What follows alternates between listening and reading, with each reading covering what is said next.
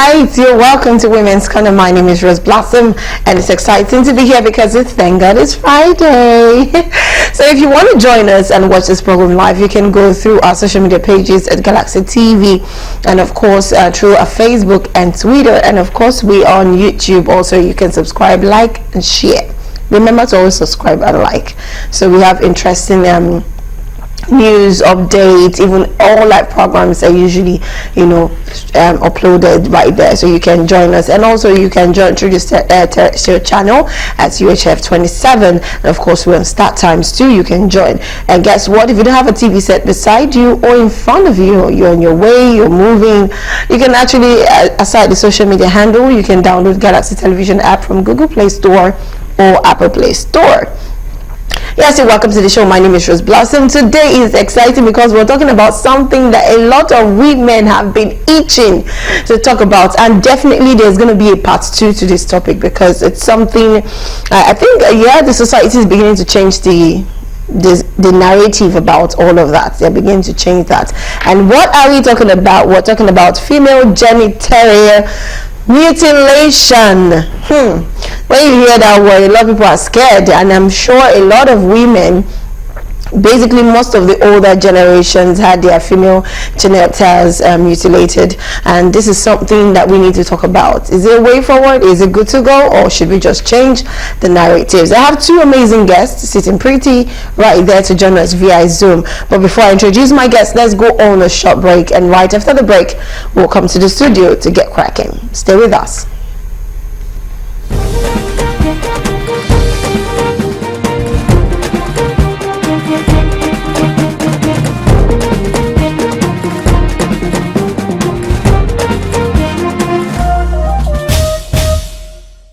So let me introduce my first guest. My first guest is Tolulokpe Adewumi. She's a family life practitioner. She's the founder of Exoye, which is experiences of young adults. She's a child awareness advocate. Can we have Tolulokpe Adewumi on the screen? The next guest, the other guest, is Oluwakemi Iwa Jomo. I love that name. She's a senior public servant. She's a beautician. She's a lifestyle coach. She's the CEO of K-Best Food Hub, and she is an environmentalist. Good morning, Oluwakemi. How are you doing this morning? Can we have Oluwakemi? Good morning. I can hear you. I'm good. All right, good morning. Thank you for joining. So first, I would just like to ask, for people that do not understand that word, let's just say it's grammar, female mutilation, female genital mutilation. First, what is the definition in simple terms, as much as you can explain it in simple terms? What is female genital mutilation? That is for you, Oluwakemi. For having me. Female genital mutilation, in a simple term, is just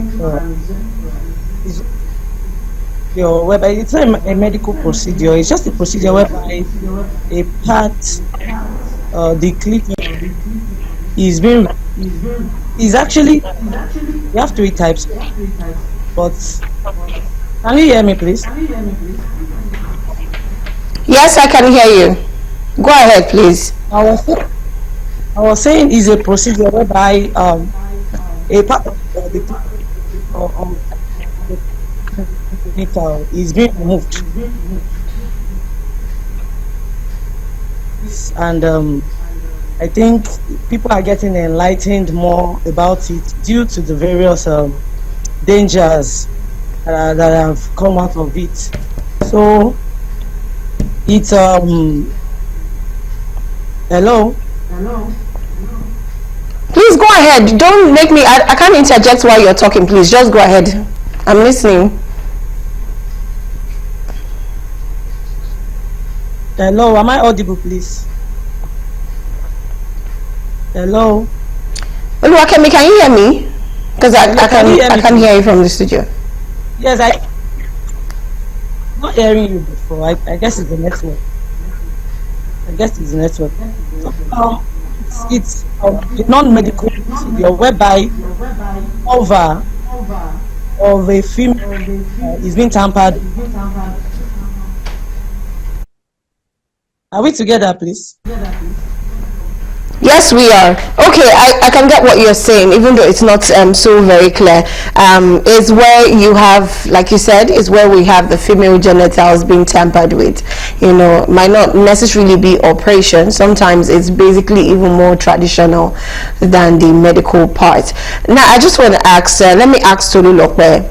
Do you think this female genital mutilations, do you think it actually affects women or girls on the long run, not just about sexually or any other way? I'm talking about mentally or even emotionally. Do you think it has any effect on girls on the long run? That is for you, Tony Lope.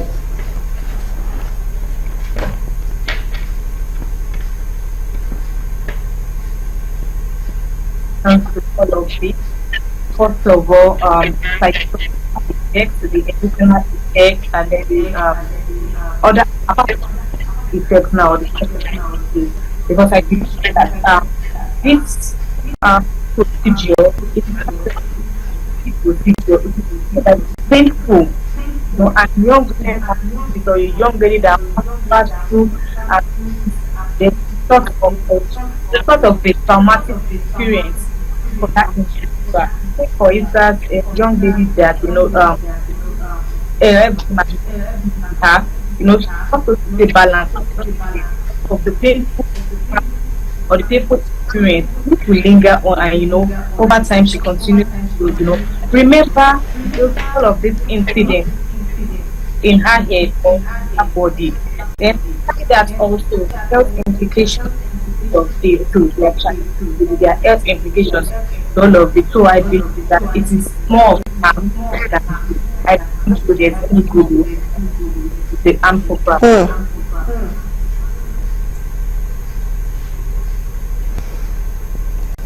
Okay, all right, thank you for that one. So I still want to ask you, Tolu Lokwe, do you think both cultural, religion, or socially, is there any reason why you think people go into this FGM, that's female genital mutilations?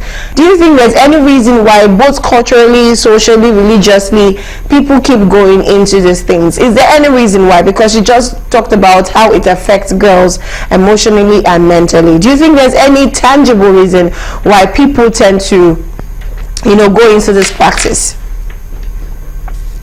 Okay, so the social and cultural belief, the mindset that people that practice that does not make young people promiscuous or women generally promiscuous. So once such anything is carried on them to believe that you will not be promiscuous, you will not have the urge for anything sexual, it will kind of make you to remain maybe a virgin, so to say. So it's just for you, that's just the cultural and social belief, just that for a lady or for a woman, it's for you to keep you don't have that sexual urge, probably till when you get married. So that is what I believe. I think just a excitement, then just for purity's sake. But in all of this experience, and that does not even guarantee. That does not guarantee that when you do that practice for a particular lady or a particular woman, you keep you try and subdue or you keep her face for all of them.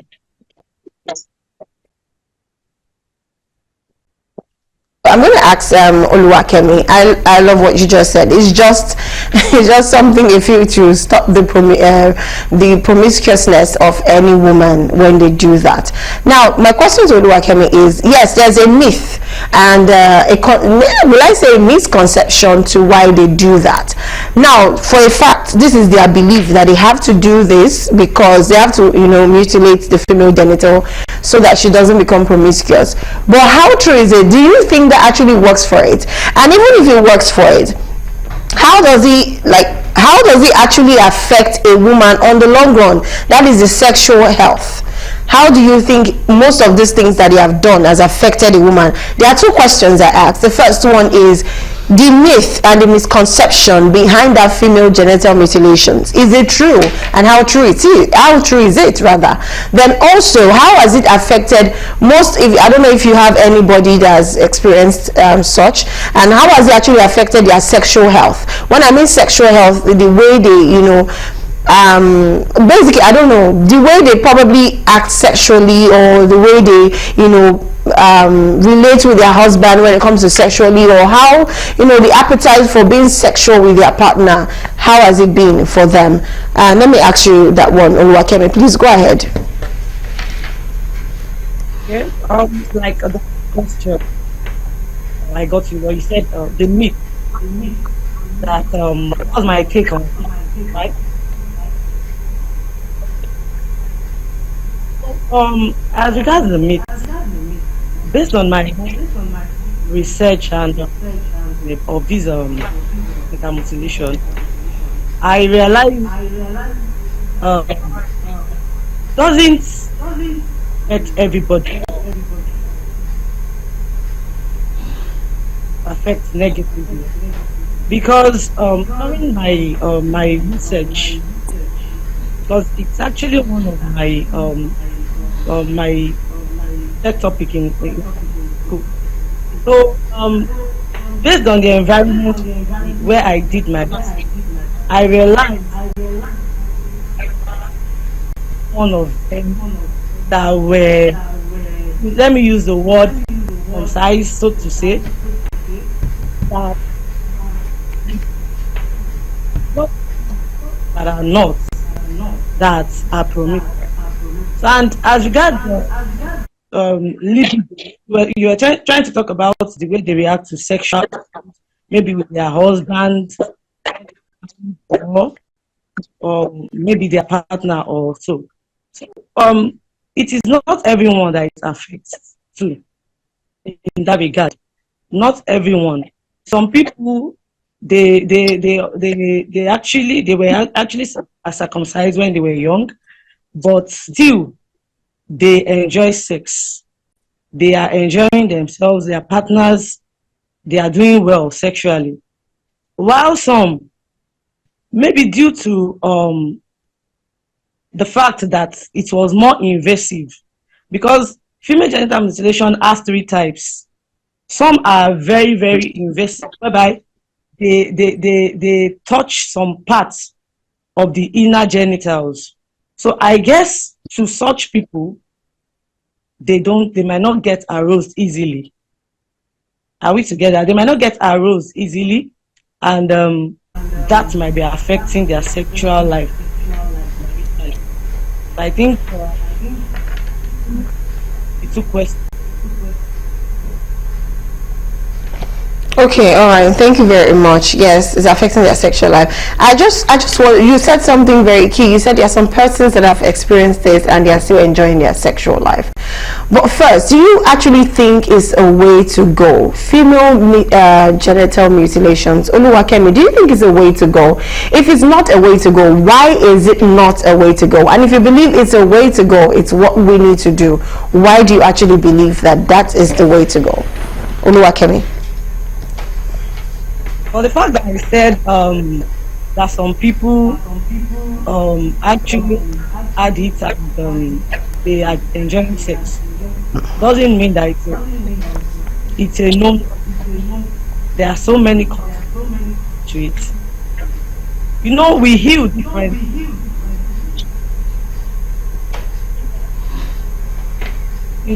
They have scar tissues, while some they don't have scar tissues. There are so many complications that comes with female genital mutilation. So my take is it is a known whether they enjoy sex or not. A no. No woman should traumatize.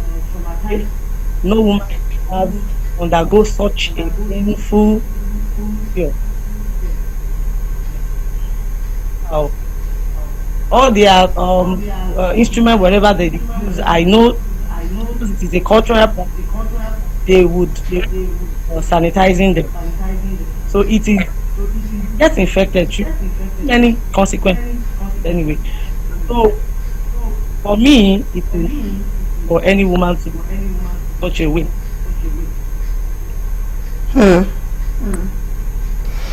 Okay, I want to ask Tolulope, for those who have actually gone under this thing, and I will call them survivors because I feel it's not easy, you understand, and it's actually good news for a woman to undergo such and still enjoy a sexual desire or appetite, you know, understand, and still be able to explore all of that.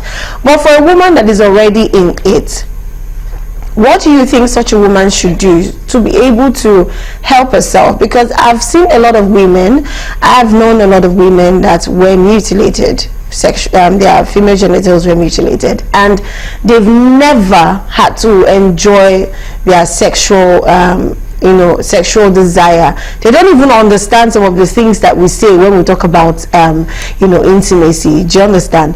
And it's a problem for them because a lot of them are inquisitive. They want to know. They keep hearing, they keep reading, but they can't feel it. They can't feel that ecstasy. Do you understand? So what advice will you give to women that are already in it so that they can probably help themselves to get better? I know it's quite difficult because it will require a lot of therapy sections and a lot of personal intervention from our own self, which before she can be able to, because that is very important. Because if at a point you don't enjoy it, how would you even be able to satisfy your man?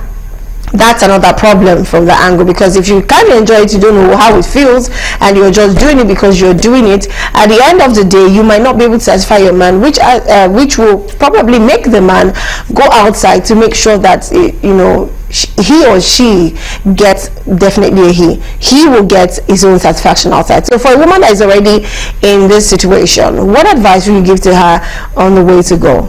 Tolulope. All right, thank you. So I believe that first of all, mind never will consider whatever it is, or a revolution or something. When you are about doing something and you want a positive change, I believe it starts from the mind. So for a woman that has gone through such procedure, it is one thing to say that it cannot be reversed. It has been done to the body already. There's nothing that can correct it to the default setting or the way the woman has been created. So the way forward is to, open up your mind to know that, okay, this has been done to you. So what is the way forward? How can you explore your body? How can you enjoy sex? And how can your partner also enjoy sex? Because I don't believe that sexual satisfaction should be for the man. It is both partners that are involved that should enjoy the sexual act. So it is another thing for such individuals to reach out to therapists. That's why we have sexual therapists. We have therapists in that line that can, guide them through what they are going through, and as well as profile solutions that would help them, that would help their sexual life. So I believe we will have sexual therapists that can assist doing all of those. You'll be able to guide them through the journey of healing, as well as explore their own body and be able to enjoy it. We have a couple of them, and there's a popular person I know that's that's where she's a sex therapy, and this is what she's specialized in doing, helping clients to be able to explore their body, to be able to what the things they can do, or the ways they can enjoy sex, be satisfied as an individual, find their partner. That one, Tolulope. Oluwakemi, now from the aspect of woman, we're talking about women. Now let's talk about the men. You found out your wife was mutilated, her female genital was mutilated. I want you to give an advice to the men on how they can help the woman probably manage the situation she's already in, because that's the situation. And I'm sure if she's trying to help herself and her spouse joins forces with her to manage herself, it will yield a better and faster result. Do you understand? And while you are, before you give the advice to the men, I just want you to share, because when I spoke with you, you were like, oh, interesting topic, this is your area and all of that. I just want you to share maybe one or two experiences of somebody you've came across, that had something like that, and how she got over it, so that other women too, sometimes when you dish advice and they don't hear the real experience of somebody that has maybe the real experience of someone who has gone through the same thing they are going through, it might be difficult to take. Some people prefer to hear from experiences and learn from the experiences, or some people like to hear from people who know someone who has experienced something like that. So just, if you have someone who has experienced it and she's doing way better now, please share with us so that other women can learn who are in that situation. And at the same time, I want you to advise the men who are partners to female in this situation too. Okay, thank you very much, able host. Regards advice to women who have who mutilated.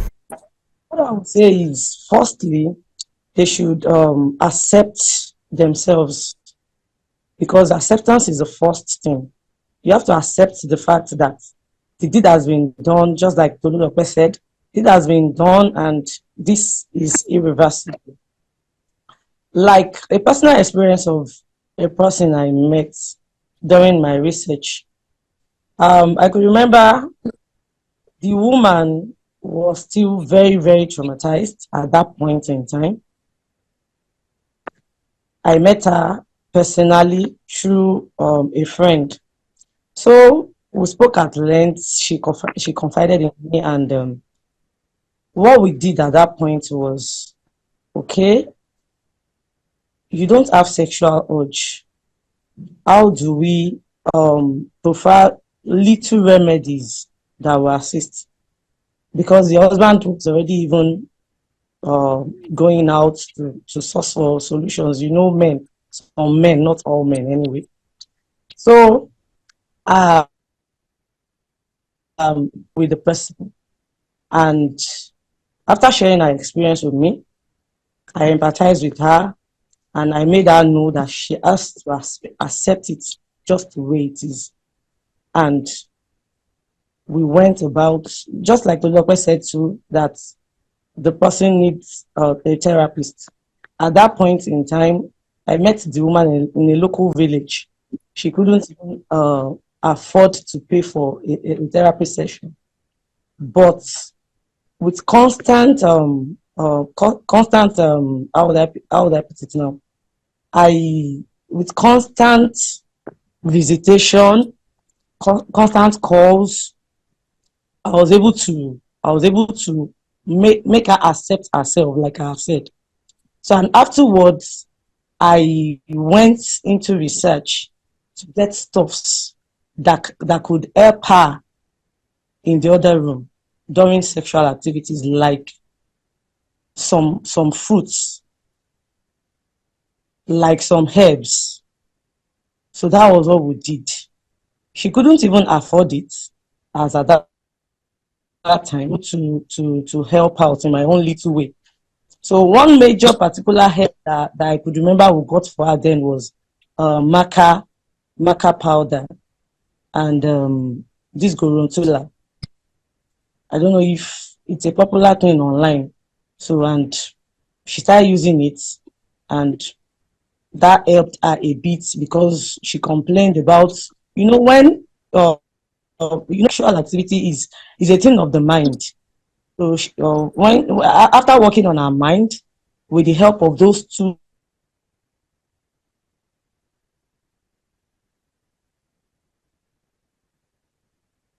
products, and penetration was much more easier for her, because she actually feels pain during sex. That was what she told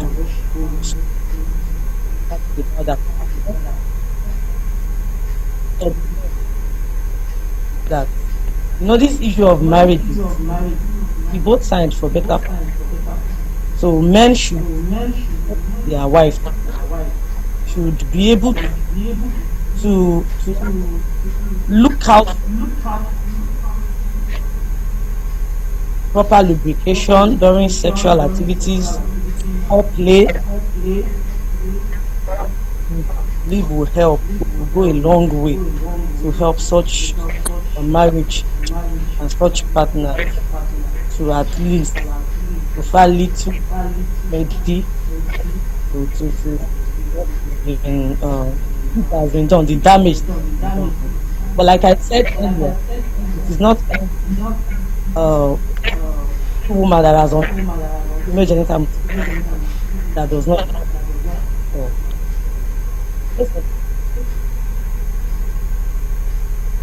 he was not enjoying sex, and she's doing well now. She's doing well, and the husband too is doing better. So thank you. Amazing story. That's a whole lot.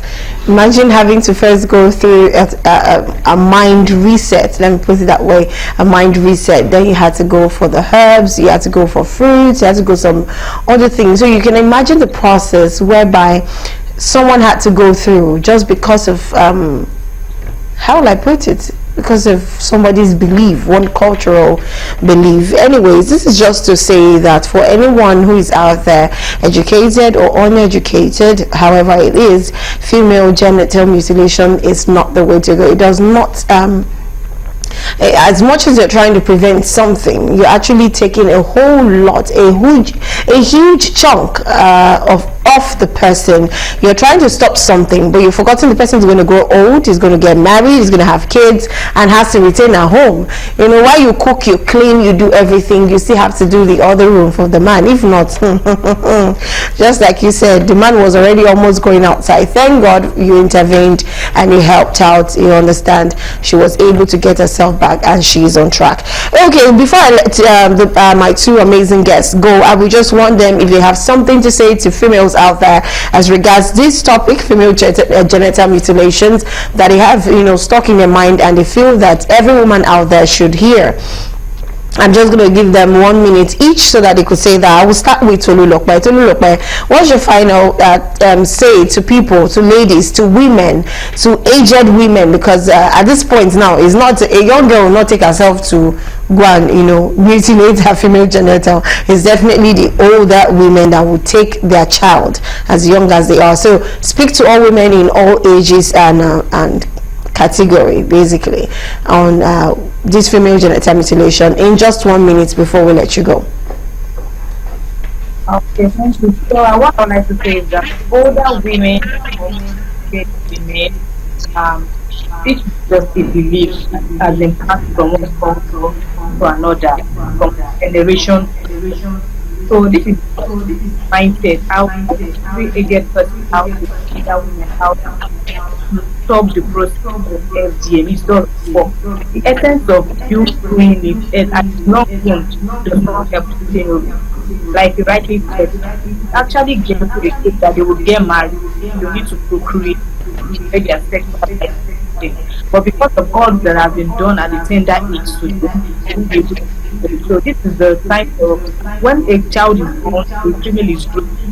If I would like them to know that FGM does stop them to bring it's just for you to have a female child that right and let her know that not the appropriate time all of this the appropriate time all of this, you know, or them about sexual education so that they will be able to themselves to when they are ready or at the marriageable them that have gone through all of I would like you to other guests at home. There are a lot of organizations that also assist in helping those in whatever they've gone through. So you can what is the digital world? If you please go online, you can find any NGO that support or that help including and can help you all of this that they are going through. Please do that. I'm about to see the sex therapy. So why don't you also do that? And I guess the other guests are that they have other have to pick up for you to carry out or for you to even you cannot afford a therapy. Do that and people that can support, or women that can support you in your journey. Thank Hmm. Thank you very much. I'm very sure every woman out there is listening and taking note of this. Also, Luakemi, before we let you go, what final words do you have for every woman of from all categories and ages as regards this topic? Well, thank you once again. My advice, okay,